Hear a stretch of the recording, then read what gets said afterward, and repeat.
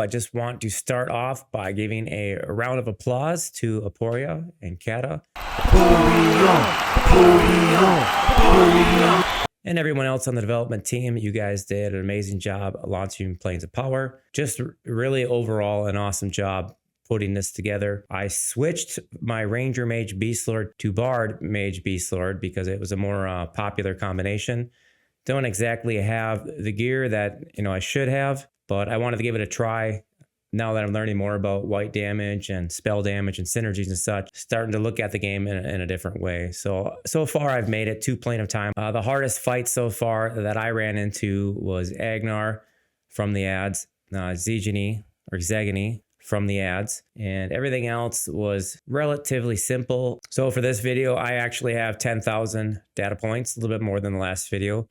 Statistical margin of error is about 1.6% on any of the stats that you do see. So the data you're about to see is fairly accurate. As I said in my last video, this is not a consensus of people talking. This is not forums. This is not what people think. This is from actual data of what's being played and what's being used. And to keep in spirit with the developers' wishes, I will only be releasing the top 5 of certain area. I will not show the bottom or least played anything.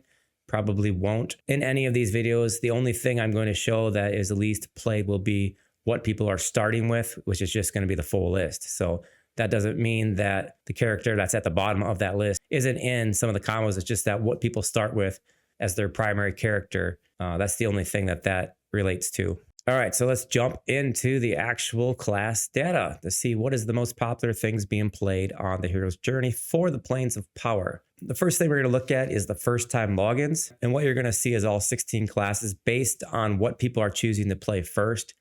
We have Warrior at 14.34%, Paladin at 10.17%, Necromancer 9.95%, and you see Rogue, Magician, Monk, Bard, Cleric, Beastlord, Shaman, Ranger, Enchanter, Berserker, Druid, and Wizard. So what does that look like by the time that they've chosen their combos and they get to level 5? So the most played combo to start is Necromancer, Magician, Beastlord, which came in at 12.06%. And the next closest one is quite a ways behind it. The Paladin, Monk, Berserker, which is the white damage build, is at 5.3%. And then we have Bard, Magician, Beastlord, which is what I just swapped to, at 2.98%. Then we have Warrior, Cleric, Beastlord at 2.56%, and Paladin, Ranger, Rogue, which is the spell damage version of the Paladin build, at 2.25%. So as you can see, Minion Mastery is not dead. In fact, it's still the primary combo by far that people are going to. I know there are a lot of changes to pet bags and the Minion Mastery and some things that may or may not have gotten nerfed.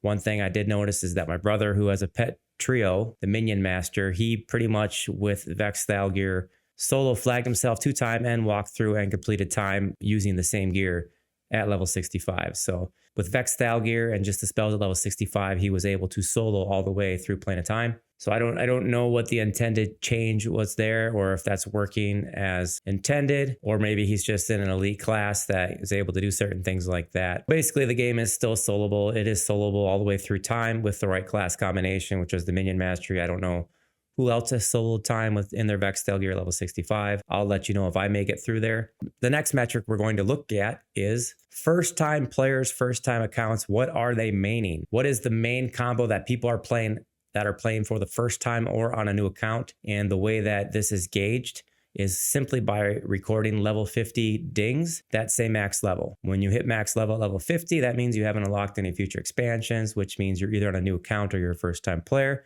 And if we look at the data for this one, we have Necromancer, Magician, Beastlord at 28.32%, followed by Bard, Magician, Beastlord at 3.47%. Overwhelmingly, new players and new accounts are choosing to play the Minion Mastery build. And even if we look at number 3, we have Magician, Enchanter, Beastlord. That's 2 pets and a charm. I think just the Necromancer, Magician, Beastlord is more than the other 9 combos of the top 10 combined. So you can see what type of influence the community is having on what people are choosing to play for their first time. And that's due to videos, discussion, etc. But people are coming into the hero's journey thinking that Necromancer, Magician, Beastlord is the way to go for their first time play. Someone had commented in one of the videos that people are playing Minion Mastery because it's easy to play. And I kind of disagree with that, especially coming in the Planes of Power and some of the boss fights. There's so much micromanagement of the pets, and you really almost have to have individual pet macros to send your pets in, to leave one pet fighting something and move another pet to fight something else off, like the ads. I think that having to manage 3 pets or even 2 pets in my build is actually a lot harder to play. Now I get it's like easy to play because you can like level fast and just mow stuff down, or stuff hits you, your pets assist.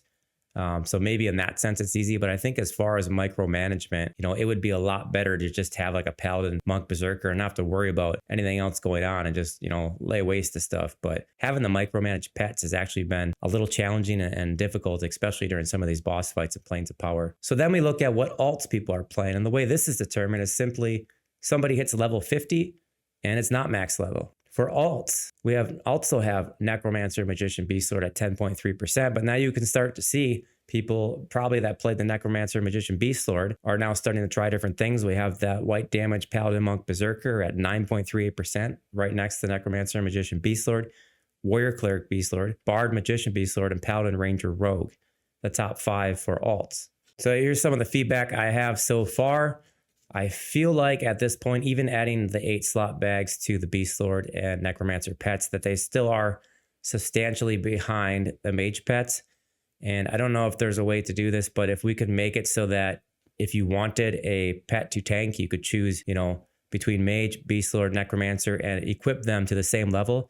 So I don't know if we can make a pet bag that's universal, but can only be applied to 1 pet at a time. The big bag, whatever the slots are in that, if that can just be designated somehow toward one of your pets to make them all kind of on par.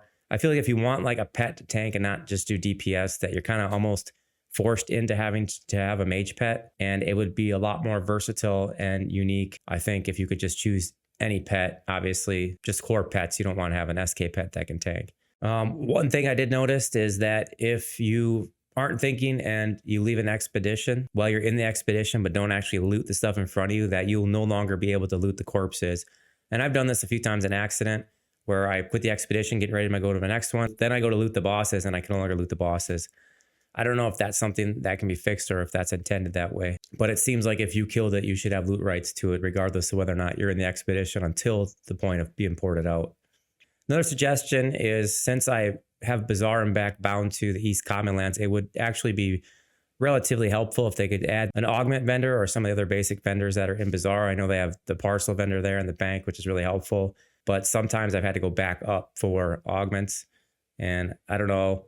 It would be cool if the core functions of the Bazaar and the merchants were replicated in East Common, so you have the option of going in either or without having to go back to the Bazaar to get augs. And maybe there is an aug vendor in East Common somewhere, I just haven't seen it. So if it does exist, just let me know in the comments below. And then we want to go ahead and move on to, at level 60, basically going to tell us, completing the Luckland or the level 60 type of content, what people are taking from 60 to 65 and how that changed. So at level 60, we have Necromancer, Magician, Beast Lord at 19.35%, Paladin, Monk, Berserker 8.29%, Bard, Magician, Beast Lord 6.91%, Cleric, Monk, Berserker 4.61%, and Paladin, Ranger, Rogue 3.46%. And then by the time that is level 65, we're at Necromancer, Magician, Beast Lord, Bard, Magician, Beast Lord, Cleric, Monk, Berserker, Paladin, Monk, Berserker, Warrior, Cleric, Beast Lord.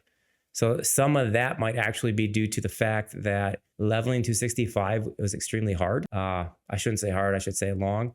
And I saw that they just changed that, and I saw that it just changed the plane of time to not require level 65. And I personally thought that was the best thing that they could have done, was to leave the leveling slow and to make plane of time a 65 requirement. I get the point where it's stopping people from playing with friends and that content, but that's like the end game content. So like it should be a goal or a requirement to hit level 65. So yeah, you can do all the elemental flagging and you can get your plane of time key, but you shouldn't be able to access this until you're max level. That shows that you put in a little bit of the work.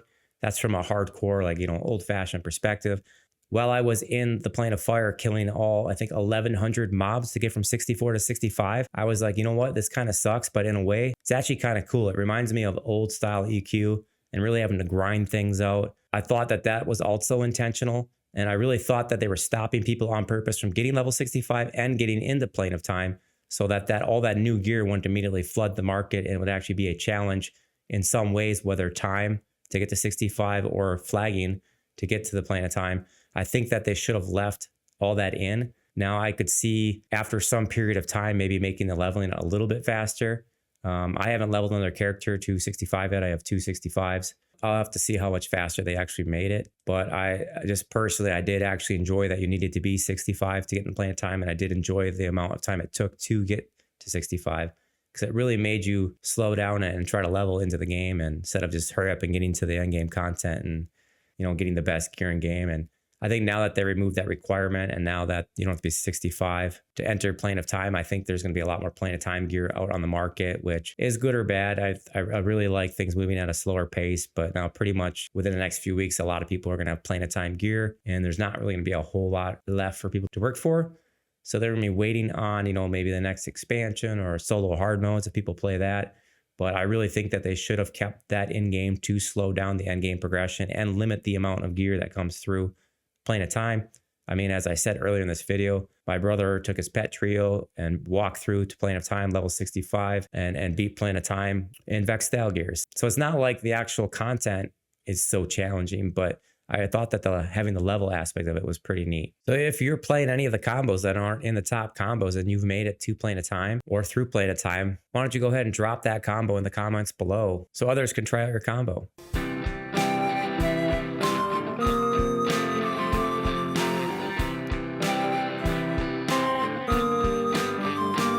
We got P99, we got TLP, we got private servers and tests that's free. Some of us pay, some of us don't, some of us play, some of us won't. Did you just break my mess? Did you just train me? Did you just miss a healing? Are you gonna rest me? And please I need a sow, and please I need a rest. Please I need that sword, I'll take what you got.